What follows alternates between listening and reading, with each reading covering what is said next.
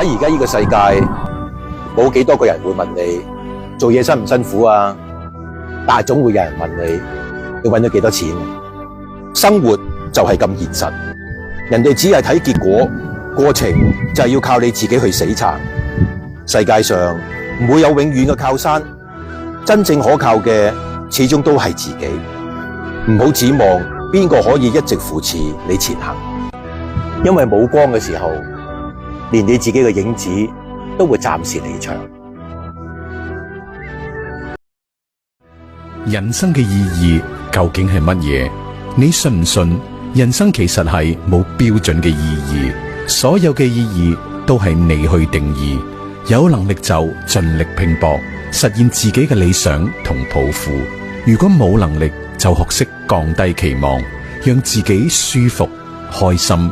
人生如戲，只有扮演好自己嘅角色，呢個就係你人生嘅意義。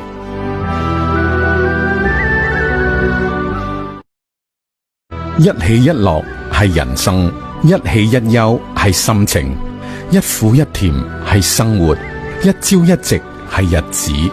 走好自己嘅路，做好自己嘅事，人哋嘅事少啲操心，唔講閒話，做好份內嘅事，照顧好自己，鍛煉好身體。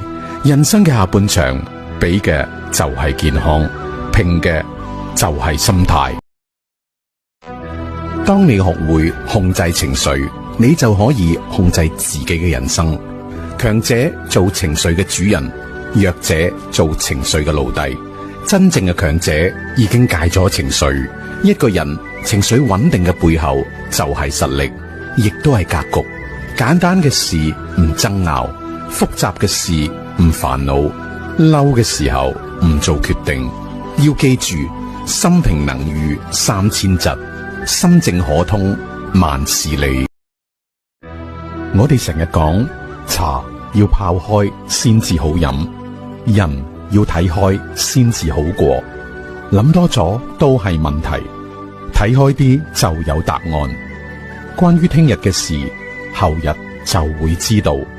我哋做人無需要過分憂慮，只要食得瞓得，困難總會過去。俾時間，一啲時間。人一定要學識自度，煩惱嘅時候保持冷靜，亦都唔好做任何嘅決定，安靜咁樣等一等。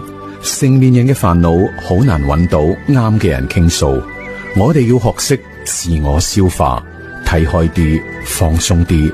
瞓覺前原諒一切，瞓醒之後就係重生。人嚟到呢個世界係偶然，離開呢個世界係必然。我哋可以做嘅係坦然面對生活，接受所有嘅不可能，享受我哋應該可以享受嘅生活。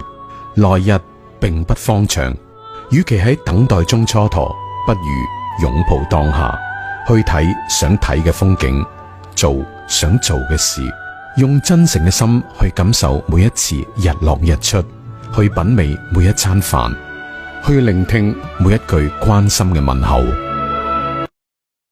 塵歸塵，土歸土，萬物皆有命數。人生如夢，轉眼就過，生不帶來，死不帶走。活在當下最實際，該食嘅食，該飲嘅飲。有心事唔好記喺心上，悲歡離合在所難免。睇開啲，放開啲。100年之後，你同我都冇得留低，時間最終會沖走我哋嘅痕跡。